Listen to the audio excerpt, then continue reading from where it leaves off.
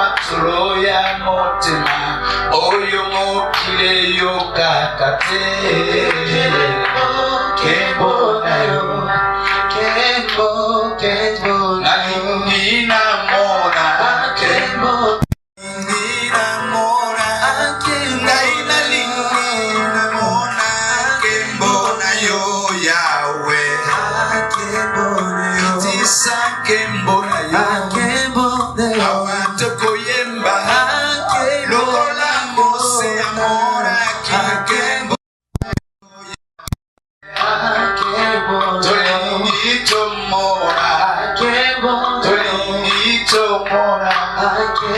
Je vais prier. Éternel Dieu des armées, nous te sommes reconnaissants pour ce jour. Nous te rendons toute la gloire parce que tu la mérites. Qui a dit qu'une chose arrive sans que tu l'aies ordonné? Nous pouvons planifier les choses, mais nous ne sommes que des hommes. Puisque nous comptons sur toi, il n'y a que toi qui permet que les choses se réalisent. Nous te donnons toute la gloire pour cette journée. Nous l'avons entendu. Tu l'as aidé, tu nous as aidé, Seigneur, à la préparer. Et tu as permis qu'elle soit réalisable. Que la gloire te revienne seule. Je me remets en tes mains. Je te remets ces hommes et ces femmes, d'où qu'ils viendront pour assister à cette conférence. Seigneur, touche la vie de tout un chacun d'eux. Le message que tu as pour nous, que ça porte un impact dans notre vie. Nous te recommandons les coins et recoins de cet endroit. Toutes les personnes qui sont déjà en route et qui sont au programme d'être dans cet endroit, que ta grâce et ton amour les accompagnent. Tout commence bien par ta gloire et finira bien par ta gloire puisque tu es Dieu.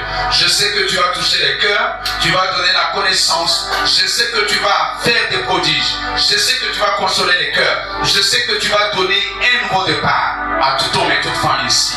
Merci Seigneur puisque tu nous amènes à une autre dimension pour ta grâce et pour ta gloire.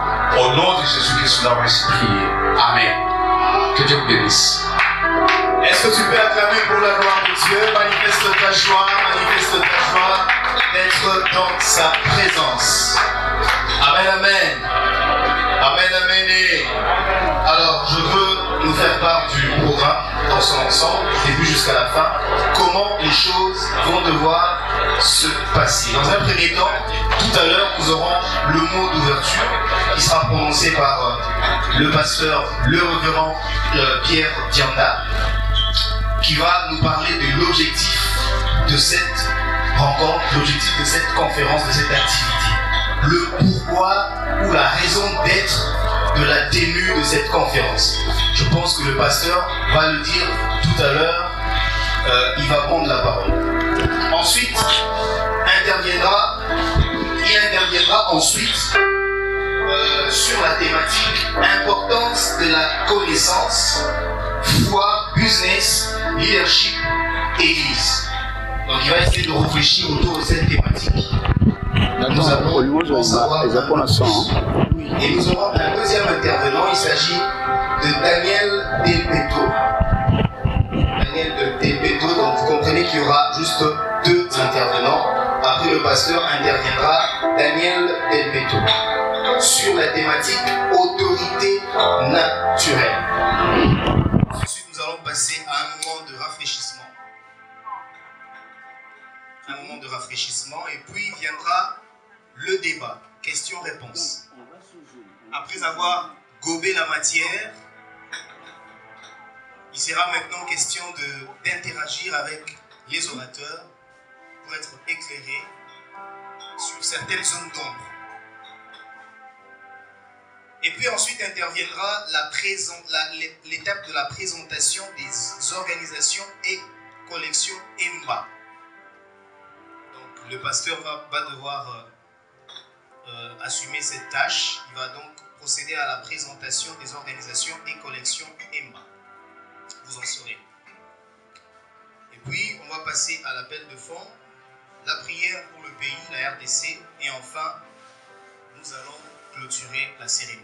Ok, vous avez reçu notre invitation. Nous commençons par vous remercier. C'est tellement précieux pour nous que vous vous êtes déplacés pour venir. Et nous nous sentons à l'aise de vous servir, puisque lorsque nous recevons quelque chose de la part de Dieu, nous nous disons c'est important de le partager avec les autres. Ce qui est vrai, quelques minutes que nous allons passer avec vous seront une bénédiction dans la vie de tout un chacun de vous. Et sur notre invitation, nous avons mentionné confort, impact. Le mot qui est intéressant, ce n'est pas confort, mais c'est plus impact. Pourquoi nous parlons de l'impact? Lorsque vous prenez une pierre, vous la jetez avec une force, elle arrive, elle t'attrape sur la face, certainement elle va laisser quelque chose. Les signes que ça va laisser sur ta face, ça s'appelle impact. Ça laisse un symbole, ça laisse un passage, ça indique que ça a été là. Ça indique aussi qu'il y a une énergie qui l'a projetée. En tant qu'enfants de Dieu, nous sommes appelés à mener une certaine vie qui est différente des autres. Quand je dis différente des autres, c'est déjà connu que les chrétiens ont un style de vie, c'est déjà connu de tous. Mais quand je parle de l'impact, j'aimerais que nous, enfants de Dieu, nous comprenions que notre passage sur la terre ne doit pas passer inaperçu. Jésus pouvait bien faire, une fois que nous nous convertissons, il nous prend tous, il nous amène là au ciel. Mais quand il nous donne une promesse, il dit, il reviendra. Mais il nous laisse encore sur la terre, donc il a une mission particulière avec nous.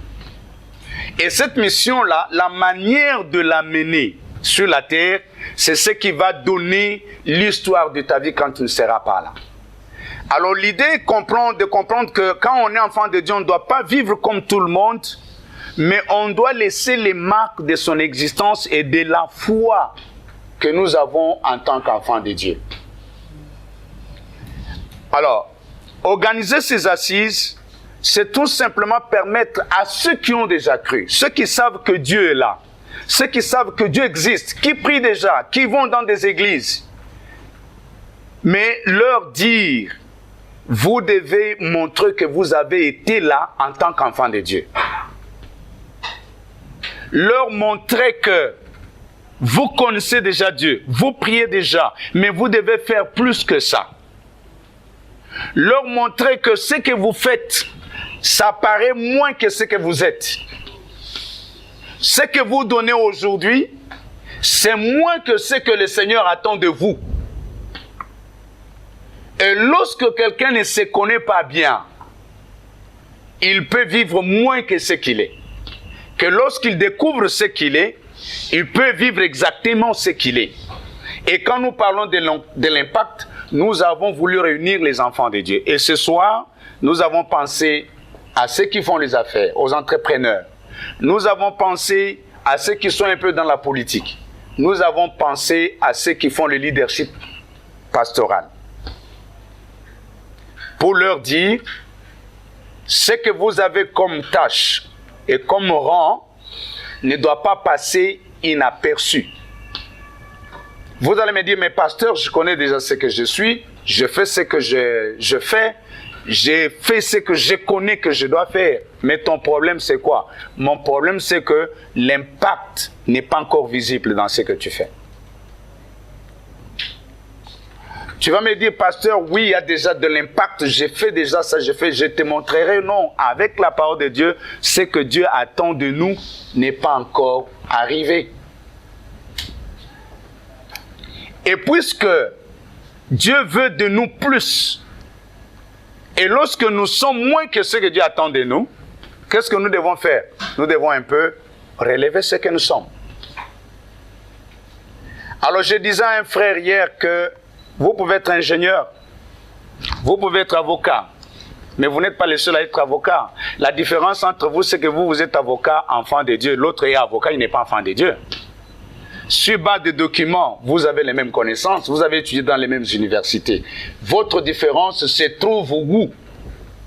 En tant qu'avocat, enfant de Dieu. Vous êtes homme d'affaires. Vous faites les mêmes affaires que tout le monde fait. Vous allez acheter vos marchandises là où tout le monde achète. Vous les vendez dans le même marché que tout le monde. Mais votre différence, c'est où? Quand on dit vous êtes homme d'affaires et l'autre homme d'affaires, enfant de Dieu ou chrétien. La différence, c'est où? Vous êtes enseignant. Vous enseignez dans les mêmes écoles. Vous avez les mêmes types d'étudiants.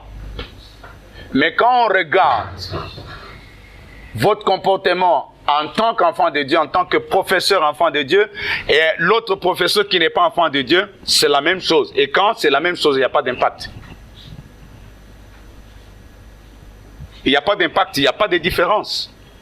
Alors pour qu'il y ait de la différence, il faut que tu fasses quelque chose plus que l'autre ne fait pas. Je ne sais pas si je me fais comprendre. Tout ça, c'est pour vous expliquer pourquoi nous voulons parler de l'impact. Et vous allez voir que c'est comme ça que Dieu même nous veut. Dieu nous veut différents des autres. Quand vous regardez ce qu'il a fait, c'est différent de ce que tout le monde a fait. Et tous ceux qui ont marché avec lui, ils n'ont pas eu une vie ordinaire. Ils ont une vie extraordinaire. Quand je dis extraordinaire, ce n'est pas par comparaison à la vie des hommes, mais par rapport à leur connexion avec Dieu qui les avait appelés. Donc l'impact va se présenter lorsque nous nous mettons sur le même pied d'égalité avec ceux de mon domaine et que ma différence se manifeste dans ma connexion